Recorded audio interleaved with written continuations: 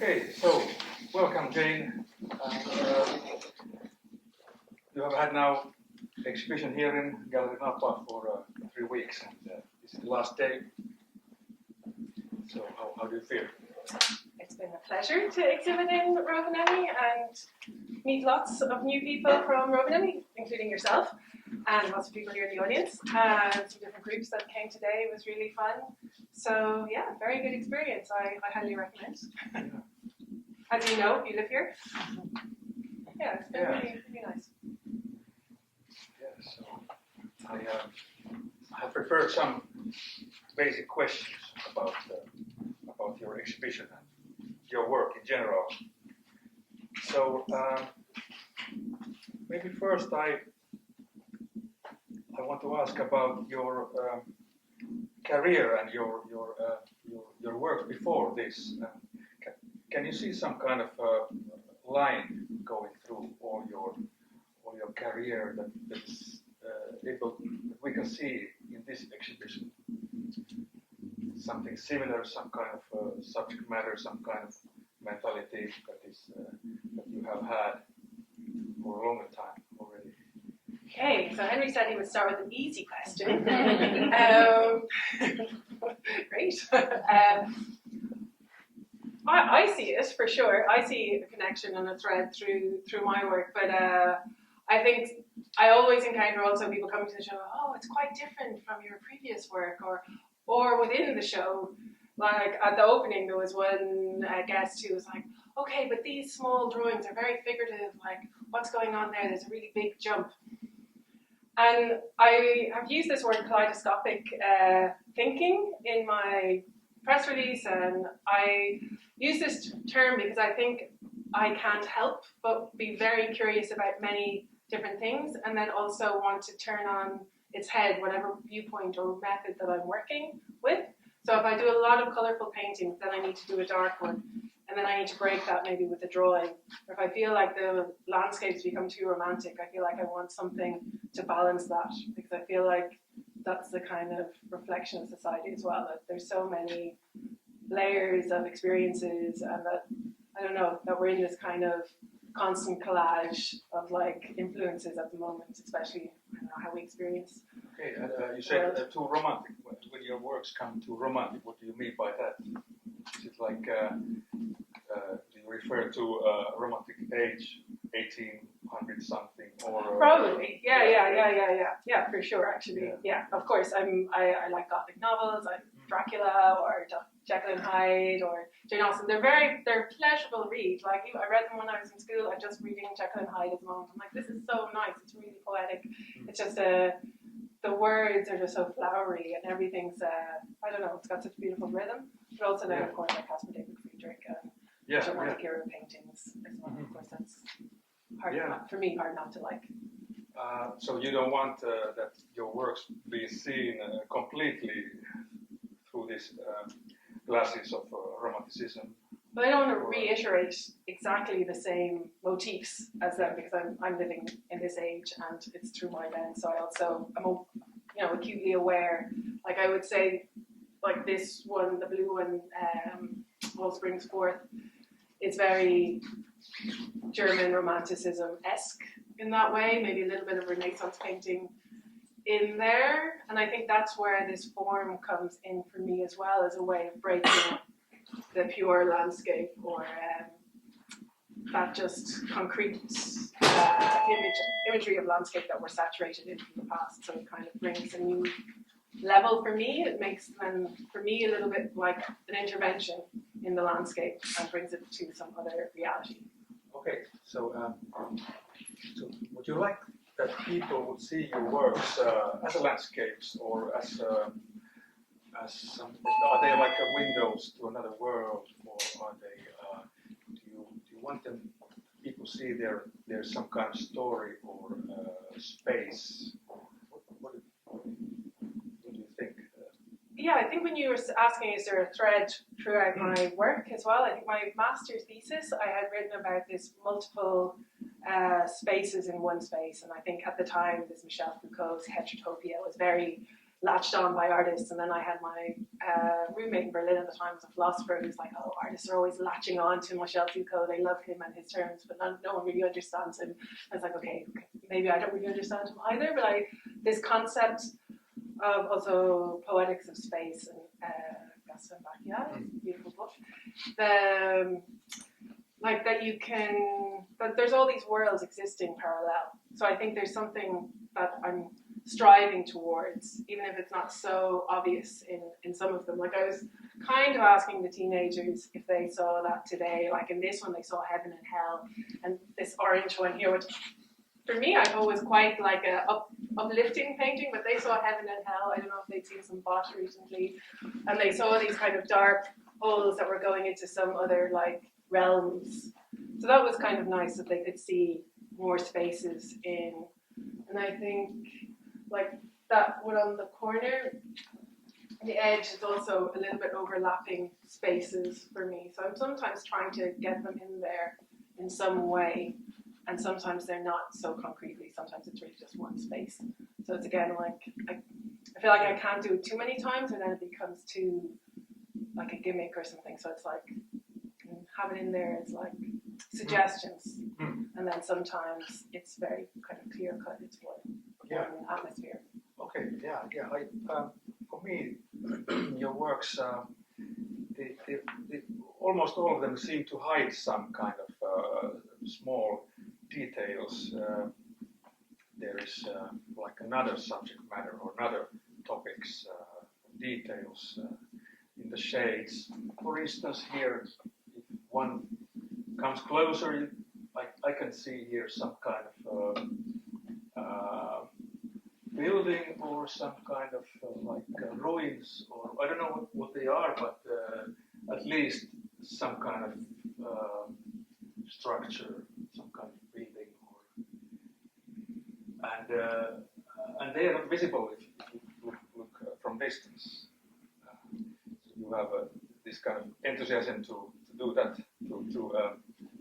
We talked a little bit about this before as well, like how you behave maybe in the studio and how near you are when you're painting, or if you're teaching as well. Like I always felt like, stand 5 meters back, like sit down, have a cup of tea, have a look, turn it upside down, have a look at it in the mirror, all these kind of tricks a little bit. And then, if it's not working, or if it looks great from 5 meters away, but then you look closely and it's kind of disappears, all the goodness you saw in it, then it's not finished. Then it's going to, there's another few weeks left, or months, or who knows how long to finish it. So you want they look meaningful from the short distance and from the long distance. Yeah, that's ideally, really, that's the hope that people can, come really close and investigate. Yeah, and you say that your works maybe they continue months or you say years or how long? Not normal anymore. So maybe it's normal. Yeah, but do you have any kind of that some painting have taken time, like more years than usual, or too many years, or is there what do you think about this kind of time span of the making? That's also been kind of relevant for this show in particular. Like I often have this discussion with other artists as well. Like you produce, and then you're producing more objects. Is it sustainable? Is there a point to just kind of storing a lot of artworks?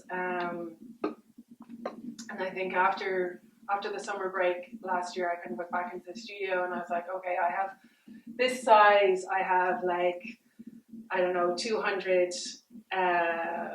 paintings and maybe 180 or 140 that were started sometime between 2015 and last year. And so I had this kind of pattern of just trying to start for a day, just to kind of get things going, just to make a lot of things, to kind of get out of your head, to just be in the process of making and see what comes out.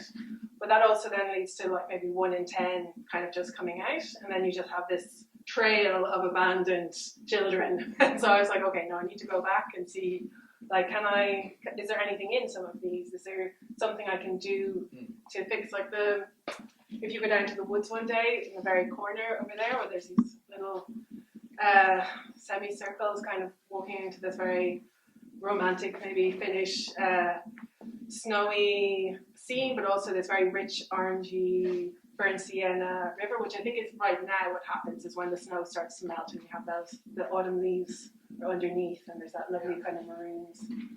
But it was too kind of romantic, a bit kitschy for me. I didn't really finish it. I was like, okay, I wanted to paint this scene. I'd been 6 months or 5 months in Strangers on a residency in 2015. And I think the landscape, that was my first kind of really immersive, isolated 5 months in a tiny village just surrounded by snow. And so I think I couldn't help but want to respond to those things.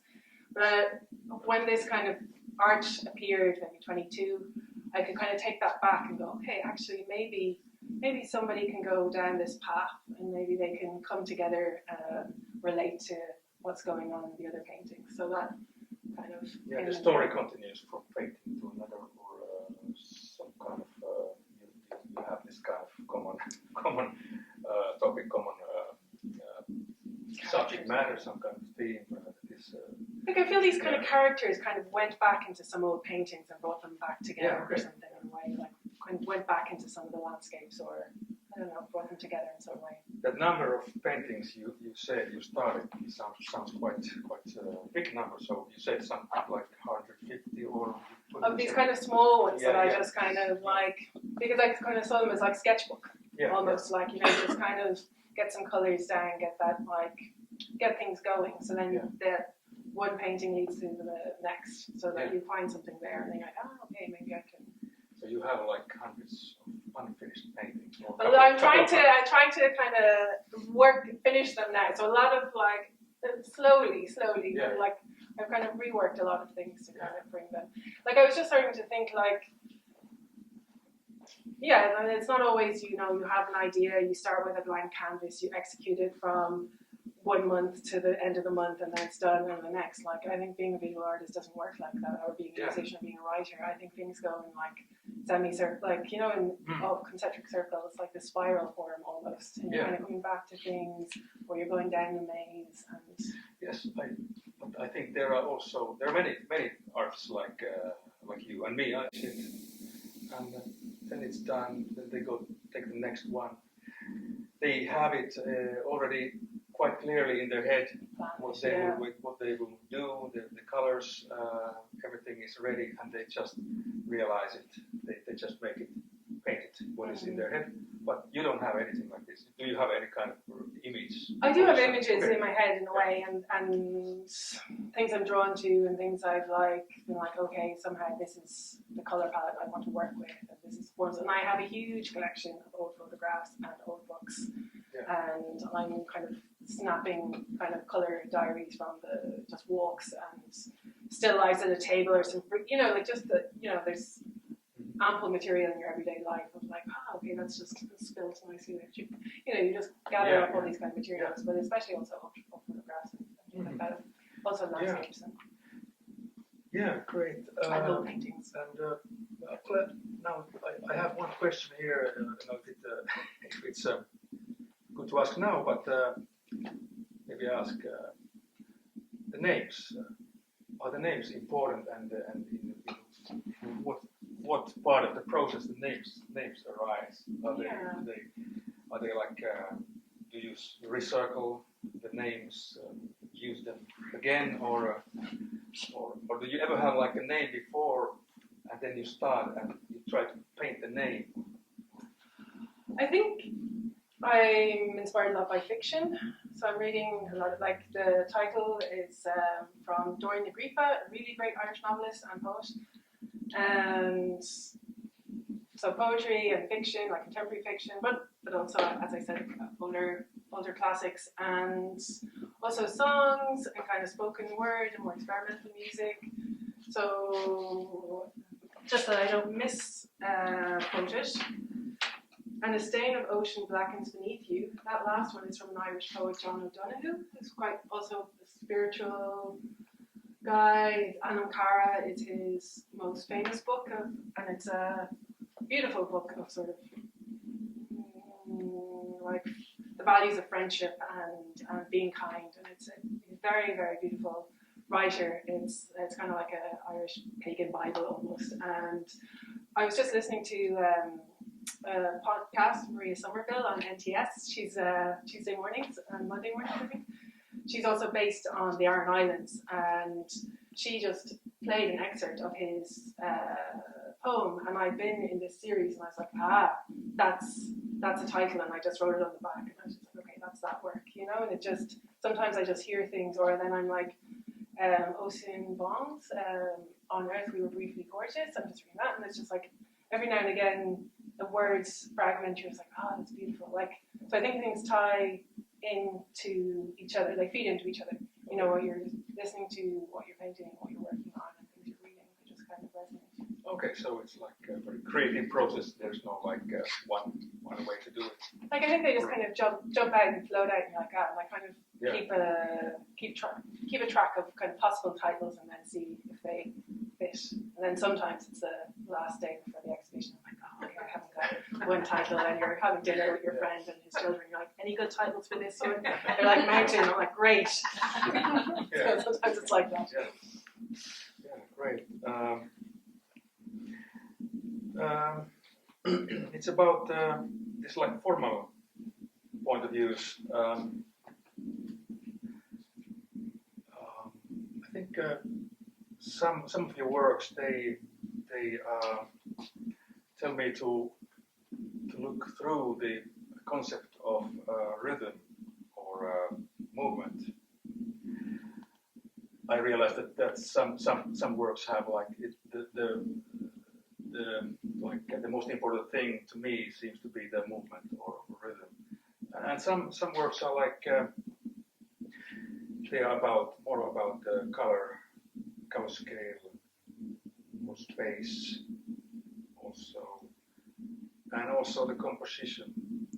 What do you think? Do you have that kind of division that sometimes you think through the concept of rhythm, movement, and sometimes through color?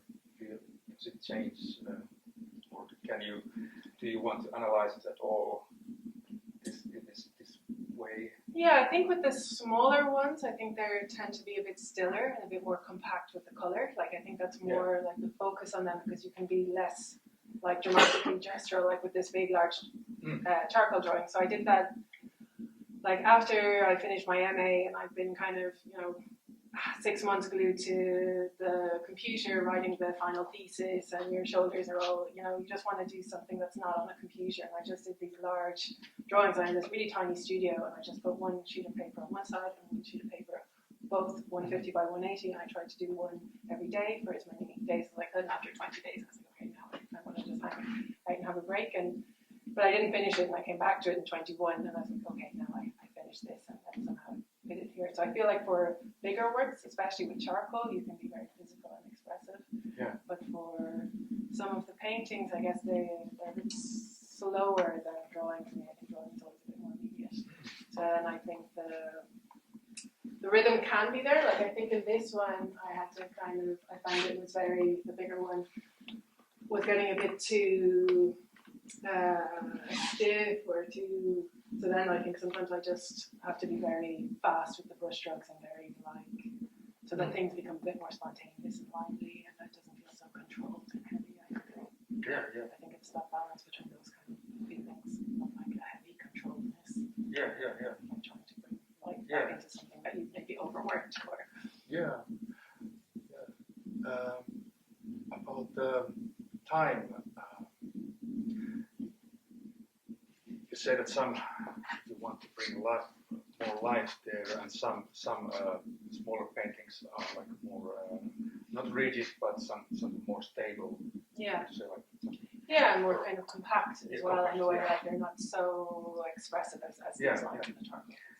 And about the watching, can you say what kind of works are your paintings? Because I know that some paintings demand time from the watcher, from the viewer. Yeah. More, they don't open up immediately. Some works, they open up straight away, and they don't change. Even you look longer. Yeah. But how about your works? Or are they different? Each of them, are they having different identity? long are you looking Yeah, at? yeah. I look at them a long time. Yeah, so yeah. so for me, they have to kind of stand the test of time. Because like I think about like the show 2 years ago in TM Gallery, and I think now when I look at those works, I think okay, which ones have still resonate with me, which ones do I want to put in exhibitions again, and which ones I'm like, actually maybe I could have left that one out, or I somehow was enamored with it at the time, but it hasn't stood the test of time. And I think that's the thing with, like I think at the time when I had drawn that and I hadn't finished it, I just thought I just didn't have the patience to really look at it. And I think the longer you're kind of working, when you come back in a different mind frame, then you kind of have patience to see things in a different way. And I definitely think it's good to go and see exhibitions more than once. And I do as a viewer, but I know not everybody has that time. Yeah. But I guess most artists like people to spend more time with their works, and that they would kind of be able to, gradually take it in, or let things kind of slowly, the snowflakes fall on you a little bit or something. So I would hope that people would get more the more they look. Yeah. That would be my aspiration for sure. Yeah. So it's like the viewer, the audience must somehow reach towards the painting. That's why they need time. Or if they need time, it's about the reach. It's about the getting. It's about the viewer would try. Do you think it's important the viewer to try find the right attitude to the? I think if people are quite open to painting in general, I think there's not a high threshold in that sense that they're not so maybe obscure or abstract or minimal. Okay. Like I think there's some like arm outstretched to the viewer with the colors, or the like maybe some of them are a bit more darker or something. But I think generally I don't think there's like some works are quite challenging for a viewer. Like I was at a performance that was, a very experimental fluxus sound work that was quite abstract noises, and I think for a general audience sometimes you're like, okay, I'm not sure about this. So like I think that you're not here for 30, well you might be here now for 30 minutes, but you're not here for how you look at a painting is up to the viewer. Like they can glance for 1 minute and walk on. No one's going to say, okay, sit down, the video piece is 30 minutes.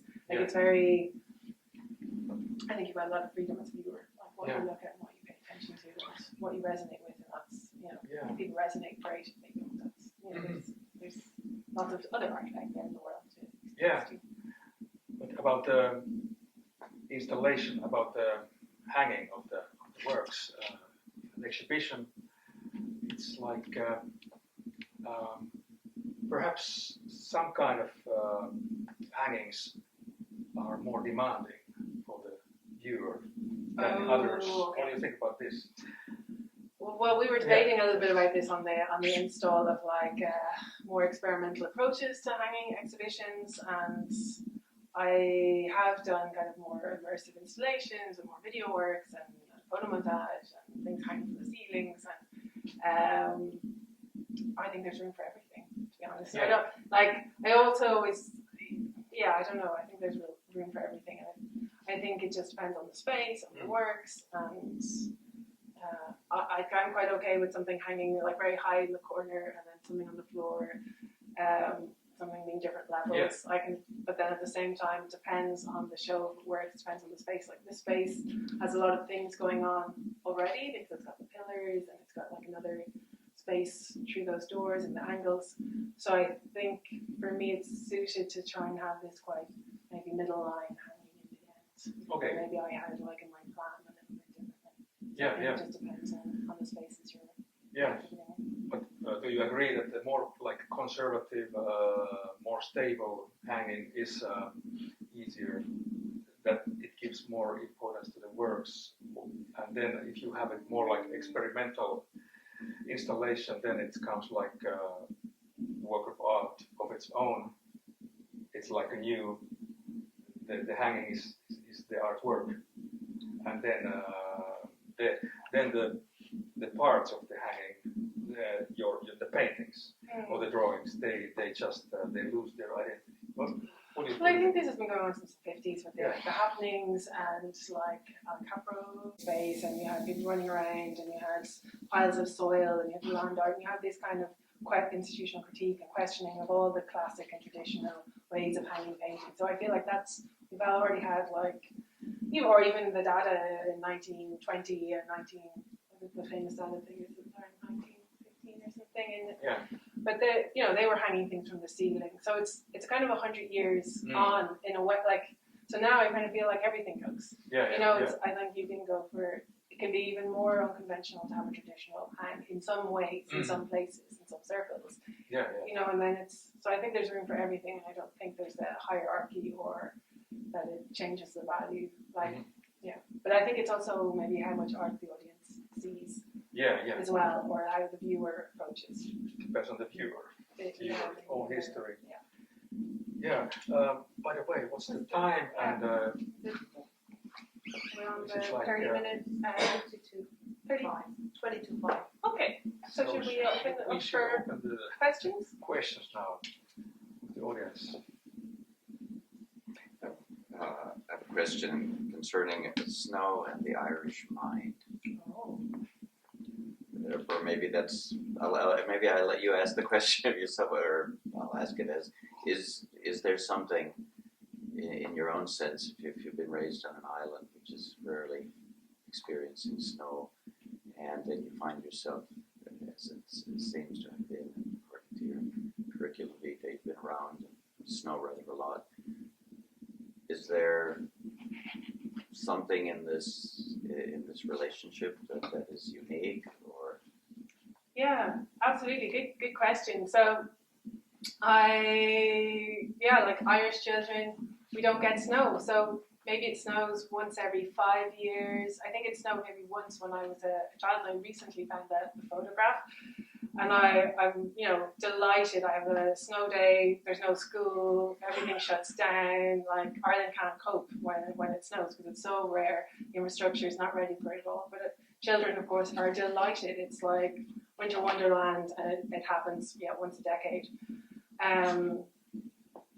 So I do have that strong memory of this being like amazing. Everything's changed in an instant. And then I remember when I finished college, I worked in a bar with some Swedish friends who'd moved to Dublin, and they had the same feeling towards Ireland, like, oh, this really green place, like everything's different than it is in Sweden. And then as I also came to Finland and knew that the same projection is going both ways, like, oh, I love Ireland, its landscape, oh, the mountains, and I'm like, oh, Finland and the snow and the forest. So it's, I had, when you're younger, you just don't really comprehend also that there's that romanticism going both ways of this kind of unknown. And I guess the mountains and the Atlantic Sea and things also have these very unique landscapes, or Norway. But then, especially Lapland and of course it has this very special atmosphere, I guess. Also this very remote parts of Ireland when everything's just covered in snow and there's not hardly any people, it's just the landscape. I think there's always a special feeling coming from those kind of places, even if it's become second nature as you live here and grow up here. But I guess probably all have the experience, and as I've learned here, that some people go that this isn't the north. They will go 6 hours north to the real summer cottage, the real place, and that's beautiful. And I'm like, oh, okay. But so that's I think I can see that also resonate with that in a lot of Finnish friends, and that kind of soul connection to landscape, or that it's regenerating your spirit. But did it make problems for you when you stepped off the island and then into that? Did you have to incubate to be able to visualize? Did your own action just come? Your own artistic action come fluidly? Well, I had a few, when I studied in Aalto, we did this trip to Kilpisjärvi for a week, and I think that was the kind of most extreme of seeing these beautiful Mount Sana and hiking up there. And it was May, and it was about 12 degrees, but there was snow on the mountain, and we're walking and just sinking really deep down, and the lake was frozen, but there was a place to go in the sauna. And that first experience, this Finnish woman was like, you go into the frozen water and then you come out, you go in again, and you're like, the blood goes to your head, and you're like, wow, everything, the colors, the crispness. And meeting this man on the top of the Mount San, who says he jogs up there every day, invites us to the Sally Bandy Club, and I don't know, it was just this kind of magical like place where you're like, people run up the mountain every day. I don't know, it just seemed very, that sort of made an impression. And I think then in 2015 I did this residency for 5 months in Stunders, and that was fairly isolated. It's a small village. There was one bus, a school bus, that went at 8 in the morning to Vaasa city, and then it came back at 1 o'clock. So that was from February to June. So that was there was a meteor crater nearby. So it was kind of unusual that it wasn't like covered in forest. There was this very flat.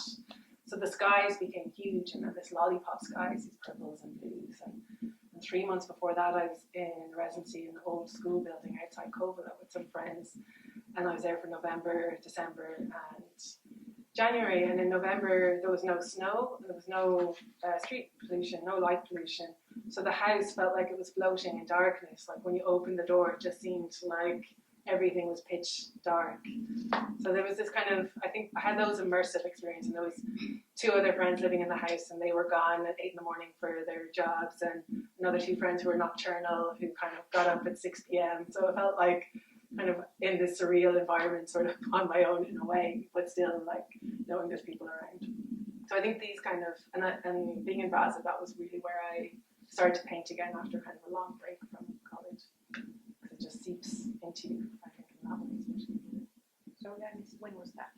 That was 2015 actually. It was, so 2014, November 2014, I was outside Kovala in this village Razi, and then that was more like an unofficial residency, like with these friends in the schoolhouse, and then 2015 for 5 months in Vaasa. Then I was sort of like, I'm not sure if I'm ready to move to countryside on my own yet. But it was a good experience. It was like amazing to be there. And then see all these empty fox fur farms, and I don't know, very surreal, and kind of all these old tomato like built glass houses, and just land that they're not in the Irish landscape, and they're not in the German landscape. And so I hadn't really, even though one woman said there was fox fur farms in Ireland somewhere, I think it was north.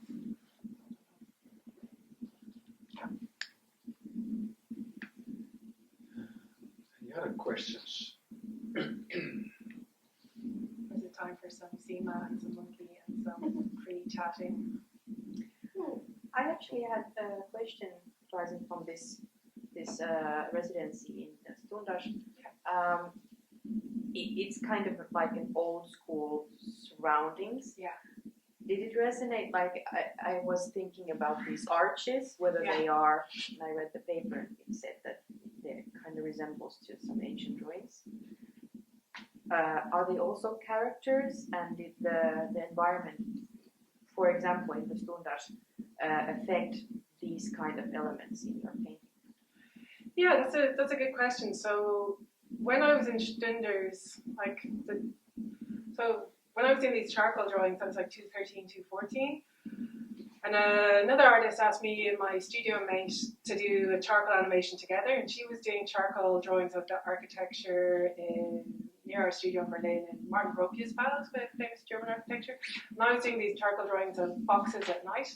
So we made this kind of very surreal drawing at the same time, drawing over each other, like 1 minute animation. And we had loads of fun doing it, and then went around to a few shows. And then I had the residency in Vaasa, and she came for 2 weeks, and we decided to make another animation. And then I had seeped myself down a wormhole of Soviet animation, and Crocodile and Gina, and all these like beautiful, beautiful Soviet animations that I'd never seen before in 70s, 60s. Total opposite to the Walt Disney aesthetic, and much more like nuanced. And so today actually these teenagers were like, yeah, this reminds me of animation. And so somehow I thought that the one that's called the Ode to la Planète Sauvage, that's a French animation from the 74, I think. And it's got this very surreal blue landscape and these kind of figures that kind of going in the body. And I watched it many, many years ago, like 20 years ago maybe in college. And a friend at my last show, she's like, yeah, it's really like this blue planet, this animation from the 70s. Maybe you've heard of it, maybe not. And then when I painted that after again, and then I was like, yeah, actually, that really reminds me of the scene from that animation. So I think those things have linked in.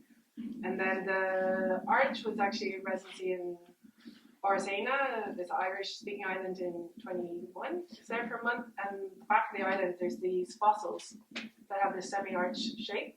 So they're called gastropods, and kind of in the process of developing a project in Ireland with another artist and curator and a geologist. So he knew the name, and he was telling me about these gastropods. So that image and all these rock pools and seaweed things are, I hundreds of images of these rock pools because they're beautiful purple carrageen Irish moss and all this really, really nice variations of colours and transparencies and luminosity from this big kelp seaweed and how it changes and the rocks and the sea.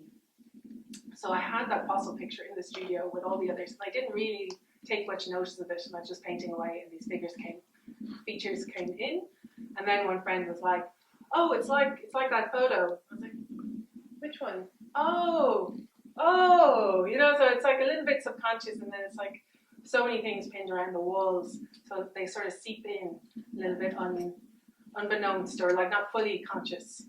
Yeah, so I feel like I'm conscious choices. Yeah. At first, at least. Yeah, so I'm trying to kind of gather lots of material that I hope will be interesting or that's I'm attracted to for whatever reasons, and then let that melting pot emerge and try and edit out and then try and bring everything together and hope it'll make sense in some way. Melting pot. There's the melting ice cream caps. Yes, that's here. It's like the same shape, like the mountain. There's the magic mountain. And Yeah. mountains in a few of your works.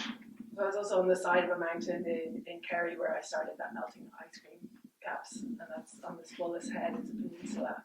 Yeah, it looks like a mountain. Yeah. Yeah.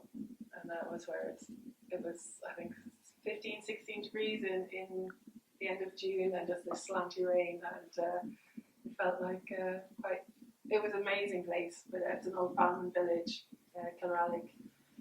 And there's, on the top of the mountain, there's so much of this long grass, and the winds are so strong that they all just shake. It just sounds like, yeah, some kind of orchestra of dead beings. Okay.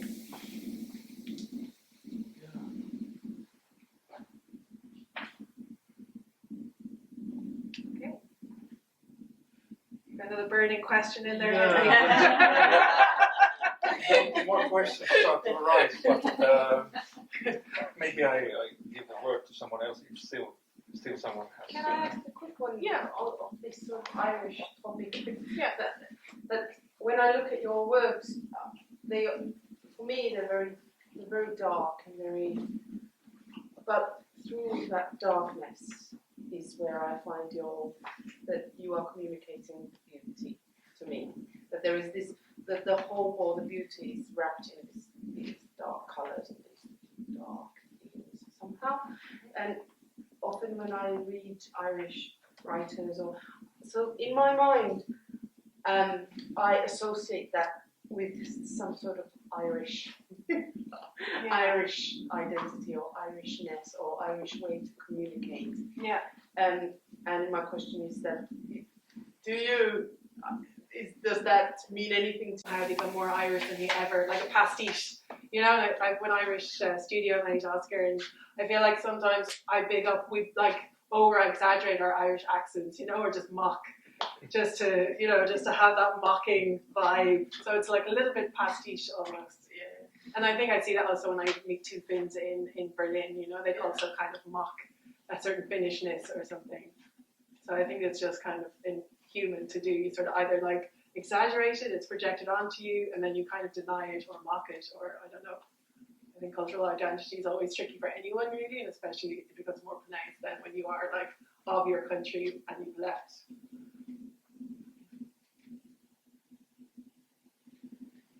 Yeah. All right. Okay. So Thank you so much for coming, and please have some monkey and some sina and some wine and start your Kraku celebrations. We can make this a circle now.